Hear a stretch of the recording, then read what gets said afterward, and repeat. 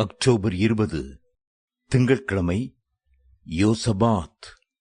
அப்பொழுது யோசபாத் பயந்து கர்த்தரை தேடுகிறதற்கு ஒருமுகப்பட்டு யூதாவெங்கும் உபவாசத்தை கூறுவித்தான். 2 நாளாகமும் 20:3. இன்றைக்கு நாம் ராஜாவாகிய யோசபாத்தை சந்திக்கப் போகிறோம். இவர் ஆசா இந்த யூதாவின் ராஜாவுக்கு குமாரனாக பிறந்தார்.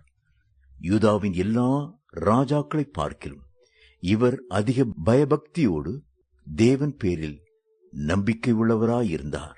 இவருடைய காலத்தில் யூதாவுக்கும் இஸ்ரவேலருக்கும் இடையே சமாதானம் இருந்தது. யோசபாத் என்ற வார்த்தைக்கு கர்த்தரின் தீர்ப்பு, கர்த்தரே நியாயாதிபதி என்பவை அர்த்தங்களாகும்.